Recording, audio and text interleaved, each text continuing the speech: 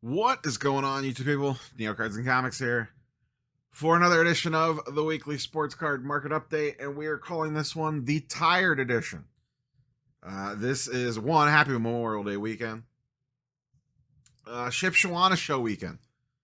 A lot of hours in the car, long day. Well, actually, not really that long of a day. I was only there for a few hours this morning, but just a long 2 days.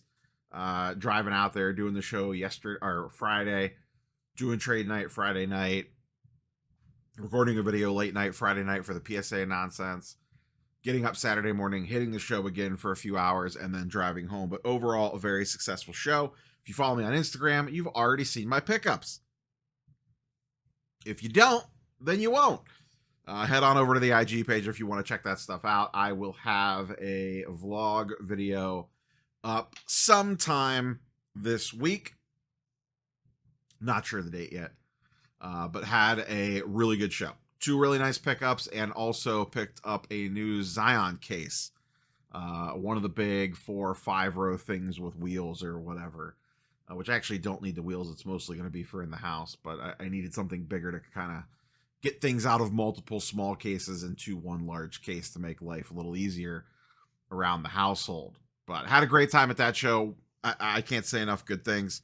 If you could get out there, I highly recommend getting out there. I know it could be a little bit tricky if you're not in the Midwest region. But now, all my eyes focus on Fanatics Fest, which, as crazy as it sounds, is less than a month away. Boy, oh boy, did that creep up fast. So I think I'll have a little bit more on Fanatics Fest later in the week. But before we dive too deep, shout out to channel partner ComC.com. If you're going to Fanatics Fest, you can get 25% off your submission. I did a submission for the first time, dropping off in person. For whatever reason, I've just always mailed my stuff. They don't go, I only go to a couple shows a year where ComC's actually set up at, but they were set up at Shipshawana this time. And boy, oh boy, I did not realize how easy a drop-off submission was. I have it on video. It caught me off guard how quickly that it went. I was just like, what just happened? That's how easy it was, because I had my paperwork and stuff printed out already. It was literally the simplest thing ever. I could not believe how easy it was to do a drop-off submission. It was great.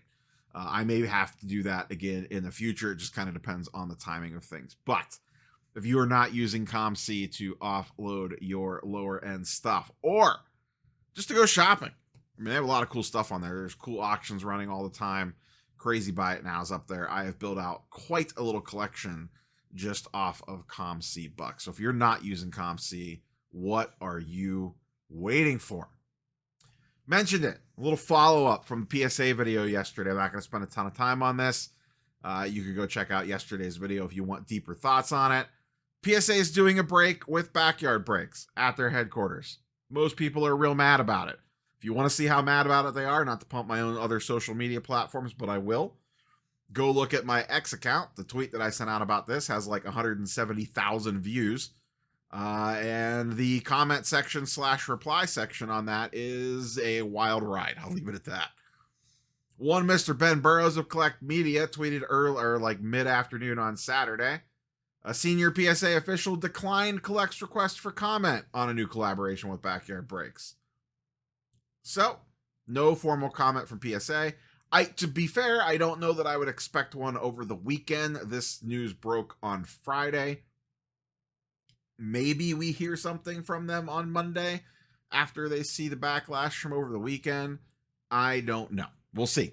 We shall see. This is scheduled to go off on Tuesday, so we're going to know real quick how this all goes down. And I don't know, I had some conversations with people, and they were like, what is the appropriate, what could possibly happen with Backyard that everyone would be happy? And I don't know that there is such a thing.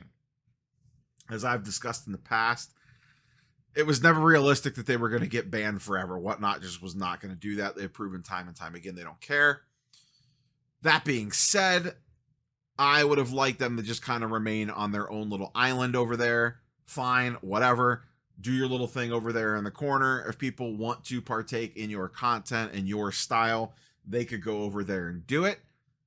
But I was hoping that no other large, or really any of the hobby companies, would associate with them, and they would just say, okay, you can exist, but you're not getting any help from any of us. And that does not seem to be the case. We will see if PSA backtracks on this or not. I have no idea. Or if they are all systems go with this.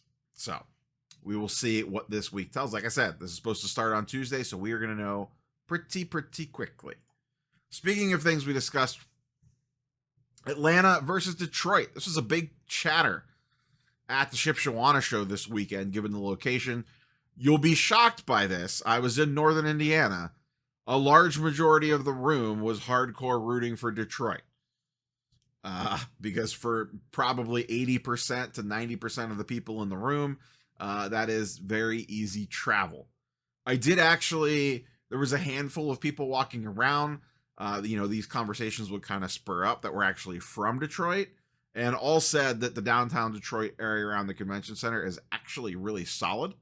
My parents were actually just in downtown Detroit. They went to a Guardians or #Indians versus Tigers game this week. And they said it was really nice down there. So I don't know. I've never been to Detroit proper. Been in the area, but never been downtown. So we'll see if it's Detroit or Atlanta. We'll find out here in a few short months. Speaking of shows, this one popped up on Sports Collectors Daily when I was looking at some other stuff. I had no idea about this show. I guess it's been running for a while, but it's never been this big before. And in 2026, this show in Massachusetts, the Northeast Sports Card Expo, are doing a 1,000-table show, which is massive. 1,000 tables is freaking huge. So if you're in that area, or if you have any experience with the current version of this show, which I believe is a lot smaller, feel free to fire off in the comments down below. But 1,000-table show? Sheesh. Be interesting to see. This is late June 26th to 28th, 2026. Where does, assuming Fanatics Fest runs it back, Fanatics Fest has done August, and now they've done June. What does that look like next year from a scheduling perspective? I kind of hope they move out of June. I'm not going to lie. It being the same weekend as Heroes Con has really dampened the early part of my year, because I loved going to Heroes Con. Let's look at some cards. Actual cards. What do you know? This was on Top Social. A few Tops things here to discuss. This is the reason why I pulled this one. This is the stuff right here. This is the stuff that I want to see. And I'm going to give them props when they put out cards like this. I don't even care about Jason Dominguez. Set the player to the side. The fact that this card exists is amazing. What an awesome card. This is exactly what I was asking for when they took over. It is Jason Dominguez's first career hit, which happened to be a home run. And it is a piece from the game of each base. So you can see we have home plate, first, second, third. Amazing card. You have the little stickers on the back for the authentication. Great. Love seeing this kind of stuff. This is what we were begging Panini to do with game use stuff. And chef's kiss, Tops. You killed it on this one. In other Tops news, Tops Marvel Chrome went on sale earlier this week. 2025 Tops Chrome, the Marvel edition, went up on EQL. I gave it a shot. I pressed the little buttons, submitted a lottery ticket for 5 boxes, and lost. I got nothing. Mixed bag on social of people hitting and not hitting on this. This releases in mid-June, I believe. And it went up for $225, I think, somewhere right around that neck of the woods. Currently going for about $350 to $375 on the secondary market. Cards look pretty good. I need to see some more preview images to really come out with a hot take on it. But I'm just curious to see what this product looks like. I would like to get my hands on at least a couple of boxes to open up on the channel to see what it's all about. But I'm going to wait till closer to see if maybe I could snag one on release somewhere, or if Topps puts it back up for pre-order again. But I would definitely like to get into ripping a few of these to get a kind of a feel for what Topps Marvel product is going to look like, of kind of more of a mainline set. The only thing that we've really had so far was the X-Men 97 set. That was a little bit more niche. It was based on a cartoon. It was, not necessarily artwork. It was screenshots from the cartoon in a lot of cases, or animation style artwork. I kind of want to see what they do with a full mainline set. The only thing I don't like about this, and I get it worked really well with the European market, but I'm not a fan of it. They have the facsimile autos in here again. It says like Spider-Man, and it's like Spider-Man signed his name, but it's not even a real auto. I'm not really a huge fan of that, but for whatever reason, they sell for a crap ton of money, so what the hell do I know? In other Topps/Fanatics news, and this dips in the Fanatics Fest a little bit, they have started to announce their show exclusives. They already did an F1 set, and they have announced their second of 3. We still do not know the third one. This one is, last year they did Topps Chrome with a big Apple refractor and Swing for the Stars inserts. This time they are doing Topps Series 2. And I must say, I don't know what it's going to look like in hand, but this is the big Apple refractor. This looks great. This actually looks a lot better than last year's, in my opinion. Probably because they had more time to figure this stuff out in a second year. But these, generally speaking, were very short printed. I don't know how the other ones have held up value-wise, but the Yankees ones have done extremely well. Now, Judge is the hottest player on earth, but these things do not pop up. There is only, and this one's a Topps bunt, so that doesn't even count. Only 2 have sold in the last 90 days or 6 months, whatever they put on here for sales data. And there is only 1 active listing that is not Topps bunt, and it is a CGC 10. That's it. This year's design, not bad. Like, they looked cool in hand. I had quite a few of them. This one, to me, looks way better. Now, once again, we'll see what it looks like in hand. The Judge of this, and now probably this Soto here, will probably be the 2 biggest chases from the big Apple refractors. I'll try to get a box of this to open up on the channel. God knows what the line's going to be like for it. And I do not have a VIP pass for this year. But if the line is manageable enough, I will hop in and see if I can snag one to give it a little rippy rip for the content gods. But the Big Apple refractors from 2024, pretty nice looking in hand. And like I said, that Judge is a really, really iconic card, I think, for him, like of a non-rookie year stuff. I think those are going to be pretty rare long-term, especially if Judge keeps up this torrid pace. Let's switch over to some charts and graphs in our good friend Market Movers. Link in the description down below. If you want your own charts and graphs, you can get some discounts a couple of weeks for free if you want to try it out. First up, so like I said, I was at the SHIP show. One of the more popular players that I heard people asking about was Chase Burns, Reds pitching prospect.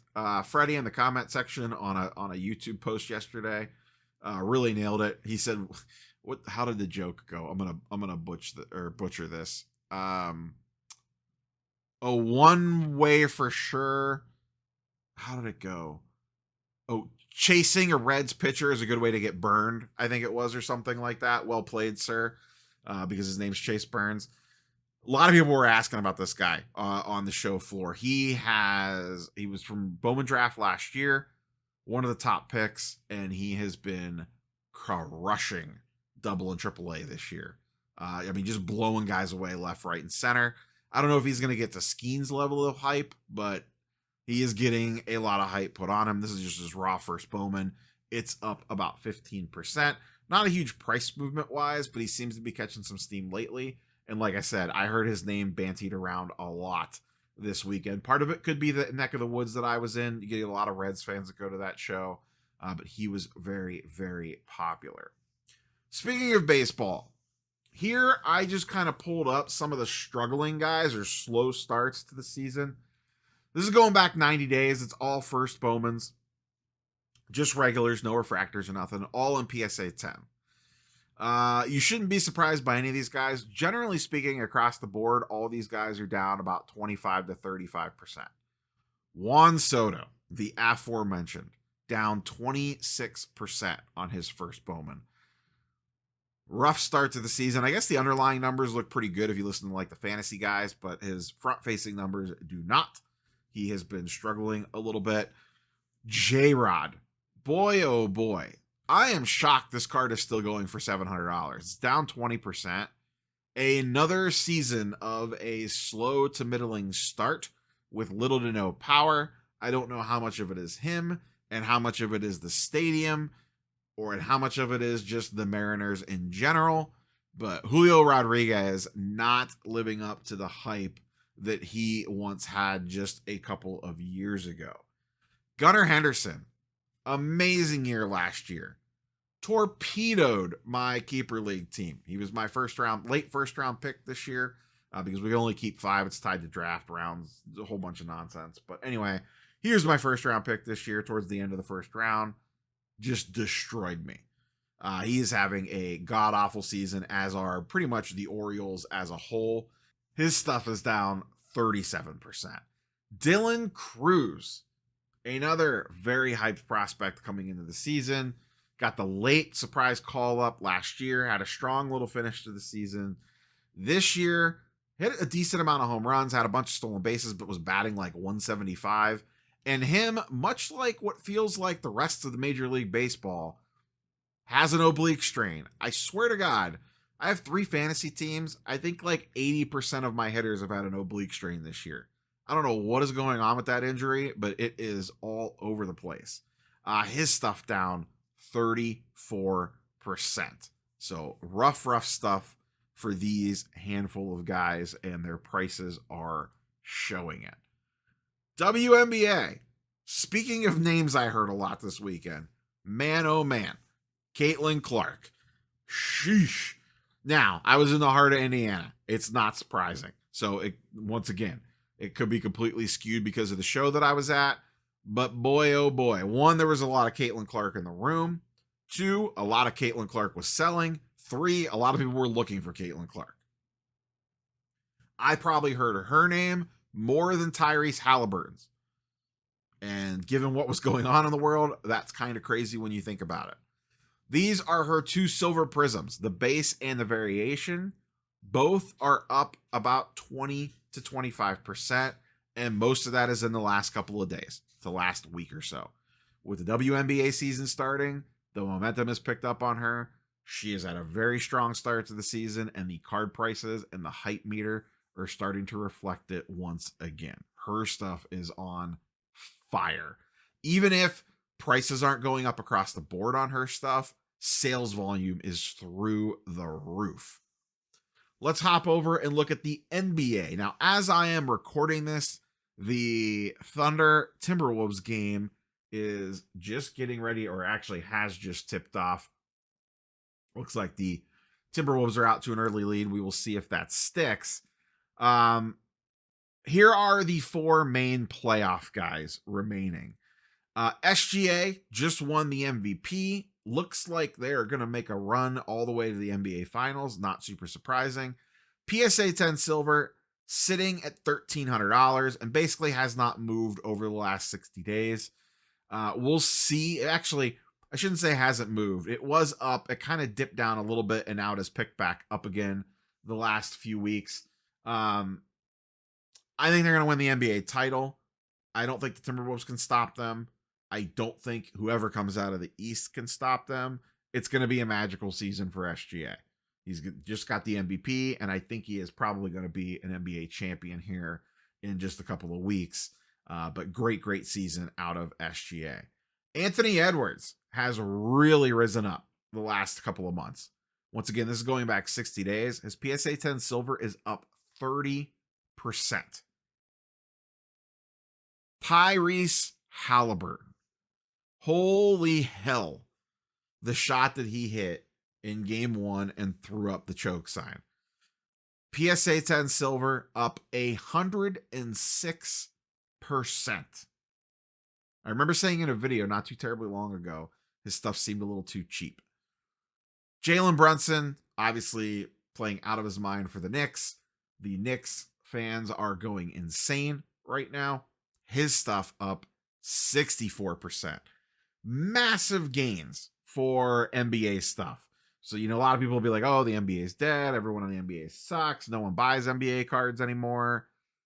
You could say that for a lot of the cards, but these ones in particular have really performed well. The playoff performances, the end of season performances, specifically the playoff performances, have really juiced the numbers on these guys and has really showed the demand. Now, we'll see what this looks like in another 60 days as these guys begin to get eliminated. I know I was looking at Donovan Mitchell stuff, and his stuff slid down quite a bit.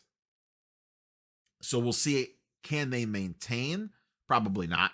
I mean, let's be realistic here. The hype's going to die off a little bit. The market gets a little too over exuberant, and this stuff ends up pulling back. I think I may have even pulled. Did I pull up Tatum? I did. So here is Tatum. I just wanted to keep kind of checking in on his stuff to see how far it falls. Silver Prism sitting in a PSA 10 at about $620. That's down about 25%. And then my boy Donovan Mitchell down about 20%. His Silver Prism is down to $200. That just feels like a crime that his Silver Prism is $200. But what the hell do I know? I'm a Cavs fan, and we got punched in the face by the Pacers and got bounced out of the playoffs in the second round again. So I have no room to pump Donovan Mitchell on this channel at this moment. We're going to go ahead and wrap things up there. I am tired. I am recording this way later than normal. I got to get it edited, thumbnail made, all the nonsense, get it uploaded and ready to rock and roll for Sunday morning. As you are all listening to this, I am most likely walking around another card show because my Canton local show is on Sunday, and I plan on hitting that up. Enjoy your long weekend. As always, curious for your thoughts and comments down below. We will catch you boys and girls on the next one. Peace.